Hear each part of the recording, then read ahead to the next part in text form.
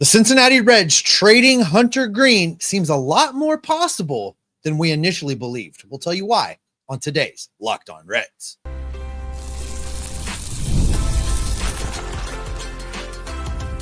You are Locked On Reds, your daily Cincinnati Reds podcast, part of the Locked On Podcast Network, your team every day.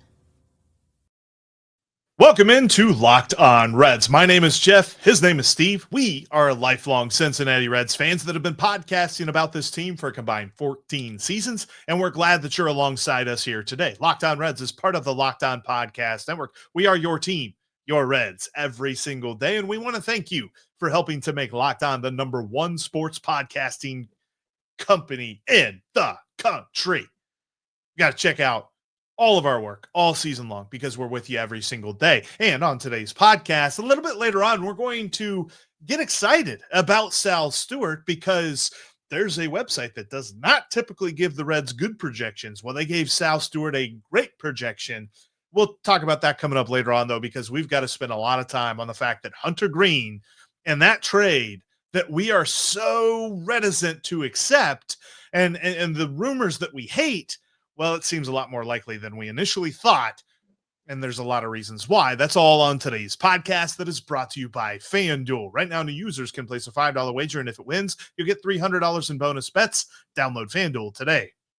All right, Steve, where we will begin is the fact that the Hunter Greene trade rumors that we keep hearing, that our most recent episode, we talked about, it's kind of vexing, the fact that we're here. We're talking about the ace of the Reds being on the trade block. There's no way. And of course, Nick Krall comes out and says, well, that's not on the table right now. Of course, that's still the least denial that you can get as a general manager, but he puts a little bit of denial in there, but not a lot.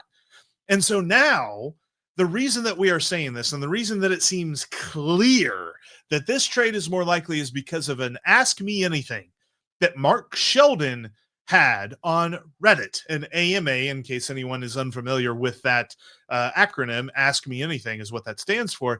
And on Reddit, he was given a whale of a question. Let's jump into this real quick, and I'll get your initial thoughts here, Steve, on this, because this is a whale. This is a long question, but I want to read this for everybody because this is from Darren Benny 1 on Reddit, and he used a excerpt from a mid-season article that Mark Sheldon had wrote for Reds.com. The excerpt said, quote, "But for a guy with a long-term contract who says he wants to be a leader, Greene needs to start showing it and get back on the field." And then he follows that excerpt up by asking the question of Mark Sheldon. This is a long-winded question that says this: "As a reporter, why did you feel comfortable asserting your opinion about the level of discomfort Hunter Greene felt during his injury recovery? It made some of us feel like you were carrying water for those in the organization complaining about it, and it put you in league with local rabble-rousing opinion columnists instead of other reporters. Do you see impartiality as part of your job? Does who signs your checks impact that at all? As a follow-up question, do you think it's ever possible for a leader to know what's best for themselves and sit out, knowing that playing poorly, even if doing so to show fighting spirit, hurts the team overall?"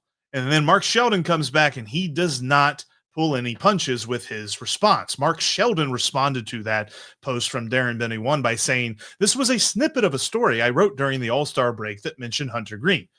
1, I stand by the story without qualification. 2, it was written from a perspective that was informed by conversations with various team personnel. 3, I carry water for nobody. I also feel that I am impartial. While I certainly concede that only a player can truly know how hurt or how much discomfort he feels, I will note that the very few players are ever feeling 100% once the season starts. The grind of the 162 game schedule means that a lot of players play through something. This was a grade 1 groin strain, the least serious of that type." Woo! There is a lot to unpack right there, and it's going to be folks, bear with us. This is going to be a journey today because you and I both, Jeff, question openly and out loud and often when this Hunter Greene thing started with the trade talk, when it was Mark Sheldon that went directly at Nick Krall and was like, "Are you trading Hunter Greene?" there was a lot in there. Throw Mark Sheldon's response back up on the screen. There's a lot going on there. The things that jump out at me almost immediately is one, questioning the return from the groin strain and basically calling out that this was a grade 1 groin strain, the least serious of that type. There were a lot of people questioning this, Jeff, and the time that it took for him to come back. And this is not going to be the first time, I think, in the near future, we hear stuff like this leaking out of the Reds front office, that they are questioning Hunter Greene's determination to come back from injury, Hunter Greene's desire to push through injury, Hunter Greene wanting to pitch. And I'm going to spend a lot of time that coming up in the next segment. But you look at that, look at what Mark Greene had to say. He leaned right into the question. He leaned right into what was being asked of him and answered it back with, I had it and I ran with it. And I don't consider myself impartial. I'm not carrying anybody's water. I'm reporting what I hear. I'm reporting what I have collected and gathered in information. And this is where it led me. Because the interesting thing about this was there were multiple follow-ups, but there was a very illuminating follow-up on somebody that was like, so why did you start these rumors about Hunter Greene? In fact, that was M_ROS that said that. I'll take this one, Jeff. So M_ROS asks the question, why did you start the Hunter Greene trade rumors? Mark Sheldon replies, I didn't start any rumors. My reporting throughout the season led me there. The job calls for me to make authoritative analysis and speculation. The Reds need offense and bullpen help. They aren't likely targeting top free agents that command big dollars. Their best hope for an impact bat, especially, is via trade. When trades are made, you have to give up something to get something. There is no better trade chip than Greene right now. You can't deal a third catcher and middle reliever and expect to get what would help this team's lineup. And, that's pretty spot on analysis, Jeff. These are the things we've been saying since the offseason started. You look at the picture, and there's two pieces forming now between those two answers. There's an answer that says that somewhere within this Reds organization, there are people unhappy with what Hunter Greene has done as far as working through injury and getting himself ready to play or getting himself back in the field from injury. That's lane number one. Lane number two is this team is not going to go spend big dollars. This team is going to have to band-aid its needs. It's going to have to fix its holes via the trade market, and you have to give to get. You have to spend money to make money, and you have to give up talent to get talent. And what is the single biggest trade piece that the Reds have that could fill maybe not just one, maybe not just that outfield power bat need, but possibly a bullpen need as well in a package? Right. Hunter Greene is the guy that could bring you the return big enough to fix multiple problem spots for the Reds in 2026. So Mark Sheldon's leaning into two different lanes here that are all leading us to the same conclusion. And there is a correlation between these two responses that I want to point out, because when he gave his long response to the first long question, his second bullet point that he wrote was, quote, it was written from a perspective that was informed by conversations with various team personnel. I want to connect that with what he said in his second answer to, why did you start the Hunter Greene trade rumors? He said, quote, I didn't start any rumors. My reporting throughout the season led me there. He feels as though he's got enough backing. This is not him pulling things out of the stars and connecting the dots and reading the tea leaves and looking between the lines. This is things that he has heard directly, that he is putting together. The puzzle is coming together. He has the pieces. He did not create the puzzle, and it is not a fabrication. This is real. Yeah, this is way too big a limb to go out on without any kind of support. He is not out there on a high wire without a net. He's got his net. He has gathered this information. I said this, Jeff. I told you this. I don't know how many times when this first broke about, will you trade Hunter Greene? Mark Sheldon's got something. I think that's what I said during prep that day. Mark Sheldon's got something, and it's clearly demonstrating that he's got something, because you don't lean back into it like he leaned back into it in that Ask Me Anything unless you've got it cold. And clearly he's got it cold. Because he leaned into it once, not twice, 3 times. He tripled down. A question later on did not even refer to Hunter Greene. It said, quote, "Do you see the Reds trading for a big bat rather than signing? If so, who are some candidates that could be traded?" This is from user Hey It's Jake 45. Mark Sheldon responded, "Well, there is one starting pitcher, but seems to be an unpopular viewpoint here on Reddit. Brady Singer is another starting pitcher who is a year away from free agency, but the return for someone that close to the open market wouldn't be as strong." Again, saying Hunter Greene is the most likely trade candidate because it wasn't as if somebody specifically asked about him. And so knowing that, man, this is not a rumor that feels as though there is a little bit of smoke. I feel like we need to have some sort of like breathing apparatus to breathe through all the smoke that is being generated from this rumor right now. Yeah. And that analysis, once again, I'll just point out that analysis of the reality of the offseason is the same thing that you and I have been saying for weeks now. You could trade Brady Singer, but he's not going to get you that huge haul of a return to fix multiple problems for this team. Now, you might could flip Brady Singer into an outfielder that could get you 20 home runs in a season. You might could flip Brady Singer into a back of the bullpen type of arm, but you're not going to flip Brady Singer into both of those things. You can do that with Hunter Greene, which is exactly what Mark Sheldon is saying. It's exactly what we've been saying. This is not, breaking news, but this is one of the Reds beat writers fully, squarely leaning in to kind of what we've been talking about all off season long. And, we talked about, well, maybe there's some smoke to this. There's a full-fledged fire going somewhere after reading all these things today. There's something going on behind the scenes that hasn't broke yet. Something's happening. It's clear the Hunter Greene trade is far more likely to happen than we initially realized or even really want to admit. It also seems very likely, Jeff, that the Reds have a strong opinion of Hunter Greene and how he's performed and how he's recovered. And that is why these rumors continue to persist.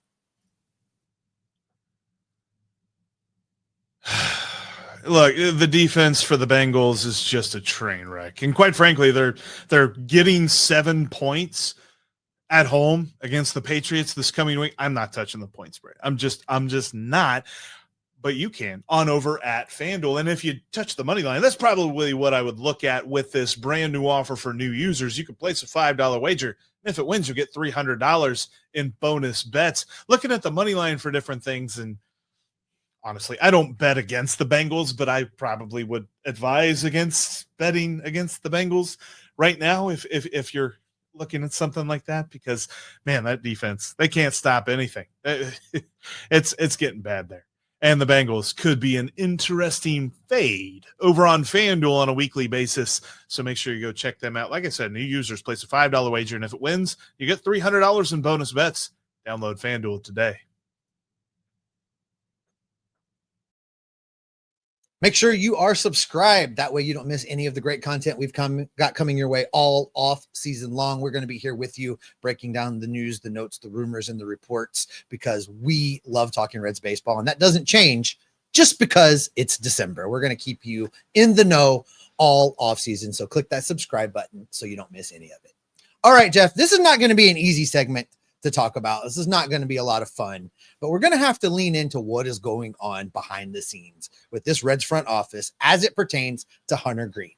Now, because you and I talk on a daily basis before we even begin to think about recording a show, that last offseason, I started hearing some things from people that were close to the team, things we couldn't run with, things we couldn't report, but things that made you and I both go, really? Mm-hmm. Those things that we were hearing were these exact things, that there was question about how long it was taking Hunter Greene to come back when he had an injury. There were questions about how much work ethic, how much desire to power through, how much leadership qualities there were for a guy that just never seemed to be available. And we dismissed it. And we thought that this could be part of the unfairness of, the expectations and all of the stuff. And we didn't run with any of that. But reading what Mark Sheldon had to say on Reddit during his Ask Me Anything, it really tells me that he heard the same things we heard last offseason. And then what went down during the season with Hunter and this groin strain certainly didn't help the situation. And that the Reds are even more firmly of an opinion that Hunter Greene could be expendable. And we won't know what the sources were, but it's not as if Mark Sheldon is quoting the assistant that works in the equipment room, or, the guy that, makes sure that all of the fry boxes get picked up at the end of the day. Like he's not quoting those guys. He's quoting some folks that really have some decision-making power, and not quoting them, but he's referencing what he has heard. How did he word it? What did he say? He said various. Do you have that still? He said, it was written from a perspective that was informed by conversations with various team personnel. So multiple people, various team Yes. personnel stands for, I heard it from more than one guy. And I think the that's what's journalistic given him side the feeling like safe to run with it. Right. Multiple sources. That's what he Yeah. needs. Right. And that's, if you're feeling safe with running with any kind of story, you need multiple sources. So he has that.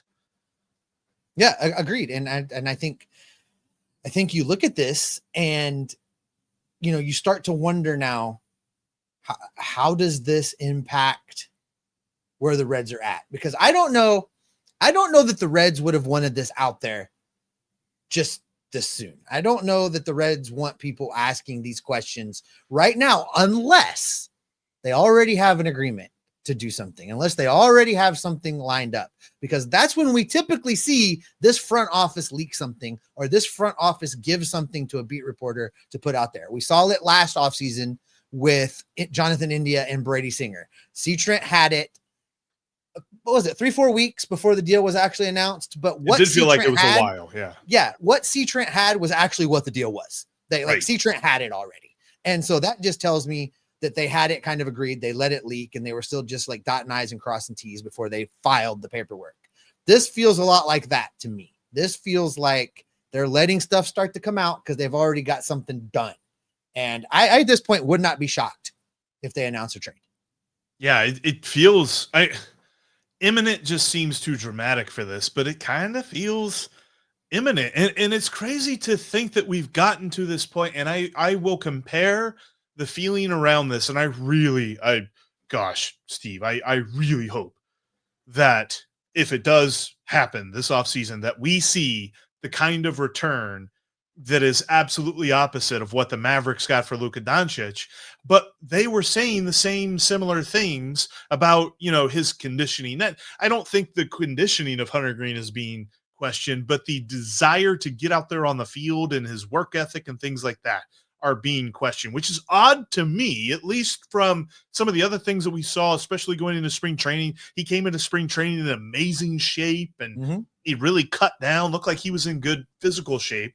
And look, if a guy's got an injury, but I have a hard time accepting that you're going to sign this guy long-term, and then the moment that he is going through something, question if he's really going through something. Like, this seems very odd to me. And this makes me wonder. And I don't have a good feeling about this. And this is just kind of me taking this and then asking the next question. The next question for me is this relationship fixable? Or are we, the fans, just now hearing about this possibility because it has passed the point of no return? Because this team is really good at holding things close to the vest, Steve, unless things are, like you said, unless they're really close to happening. 100% agree with you on that one. The winter meetings are exactly 3 weeks away.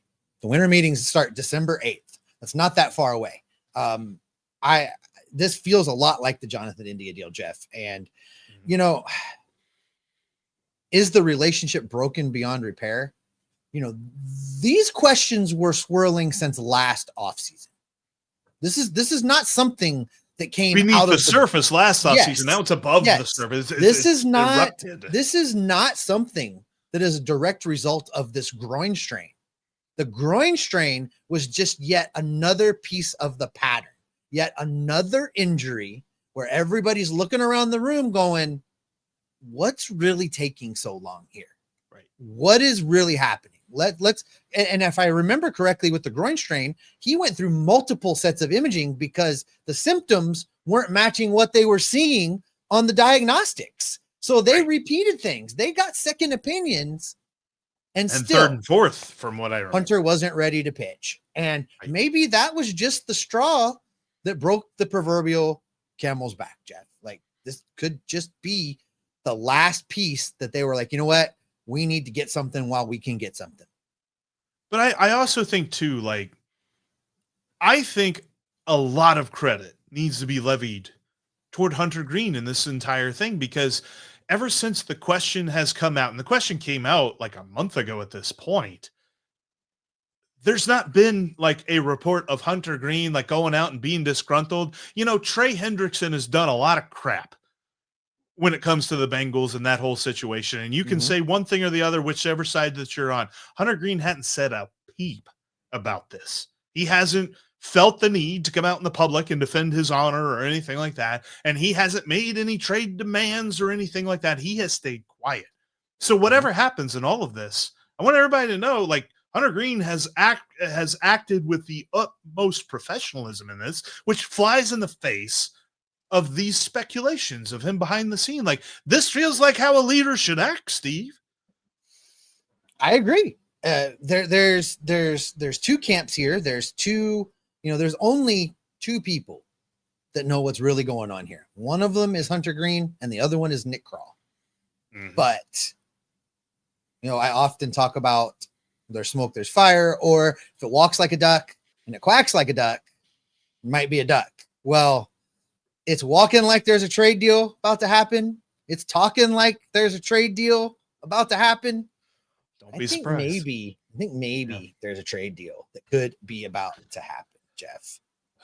Lots more where that's come from, Steve. We're going to be all over these rumors and all over any reports or any updates about this right here on Locked On Reds. Make sure that you're subscribed. That way you don't miss anything that we've got coming for you regarding this and everything else with the offseason. But let's switch gears before we end today's show, because Big Sal has been given some glowing predictions from a website that typically hates giving good predictions to the Reds.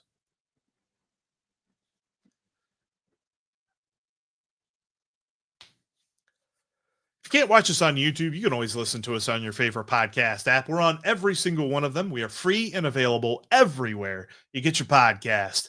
And we'd appreciate you subscribing everywhere you can, where you get your podcast as well. And Steve, there's going to be a lot more where it comes from Hunter Greene. So I do want to switch this up a little bit, because I saw this, and this was actually a tweet from Thomas Nestico at TJ Stats. Thomas Nestico. Sorry, kind of rolled over that. At TJ Stats on Twitter, and he had shared the top 10 rookie WRC plus projections. WRC plus is a statistic that goes hand in hand with OPS plus. We talk a lot more about OPS plus, but they're basically the same number with like slightly different maths involved, such that I can't necessarily explain it. So it's basically the same kind of statistic. But according to FanGraphs' Steamer projection system, Sal Stewart is projected to have the highest WRC plus of any rookie next year. That's leading guys like JJ Weatherhole with the Cardinals. That's leading guys like Chase DeLauder from the Guardians. That's leading a ton of different players. Sammy Basallo from the Orioles, that catcher that's like really, really good. A bunch of different guys. Sal Stewart's up on top, which would mean that there's a good chance that Sal Stewart's going to be in the finalist running for Rookie of the Year next year. It's awesome to see. Very interesting to think about, Jeff. And I poo-poo these projections every year because more often than not, they're, dumping on the Reds. And so I'm not going to change my opinion just because this is a good thing. No, but they got this one right. Well, hopefully time will show they got this one right. I'm glad to see Sal getting some of the press and getting some of the recognition, and it's encouraging, and hopefully it motivates him, and all those things happen. You look at the projections for him. Let's go to Baseball Reference and look at what they're projecting for him for 2026. They're projecting a slash line of 256, 323, 454 with 10 home runs through the course of 2026. So you just don't know. I think it's going to take more than that to lead all of rookies in baseball in weighted runs created plus. So a little bit of conflicting opinion. This is what I know. Sal Stewart showed me enough in his cup of coffee last season that I want to see more. I want to see what he's got. I want to see how he does. I want to see if he picks up where he left off. I want to see how his game elevates. I'm excited for him. I'm excited to get to watch him. I think the Reds are going to give him every opportunity to have a significant role with this team in 2026. And he showed me enough that I think he deserves all of that. Cool that he's leading the top of that graphic from Fangraphs, but I want to see it. I'm excited about it, but I want to see it. I like to, like, again, 55 at bats, so it's really hard to say that these projections are that these peripheral numbers are spot on, but the peripheral numbers on him, Steve, they have him at an average exit velocity of 95.4, which is the exact exit velocity number of Aaron Judge. And they also had his hard hit percentage at 52.5%, which is the exact hard hit percentage of Ronald Acuna Jr. So what I'm saying is, Steve, we actually have one of the best hitters in baseball, at least according to peripherals from 55 at bats worth of data. Relax, settle down. But don't do that thing that right. we do here in Cincinnati. Let's see how this develops organically. Let's not put this much pressure way up here on Sal Stewart. Let's just see what happens. But I mean, the peripheral numbers say that he was not being embarrassed or completely fooled by Major League pitching. I love that.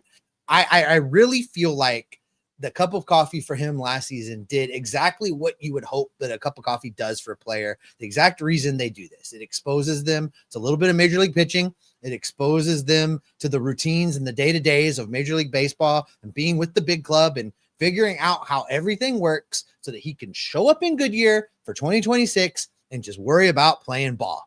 And he had enough success for the Reds last year that I think that's going to carry over, and he's going to look good.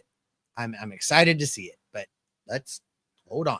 Let's take it in looking at the next, so what then? We say, like, okay, projections are nice, peripherals are nice. So what then? We have seen reporting, and Brad Metter was quoted as saying that, Spencer Steer's going to get some more playing time in left field. Spencer Steer's going to get some more playing time in second base.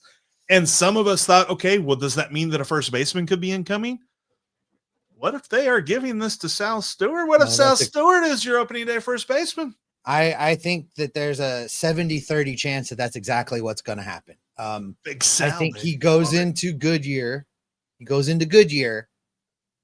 Not being told that's his job, but the only way that would be not his job is if he played his way out of it. That's what I think is going to happen, Jeff. If he goes in, his job to lose. Where he left off, it's his job to lose. And I think you don't have to really be able to read the tea leaves really well to understand that's kind of the thought process.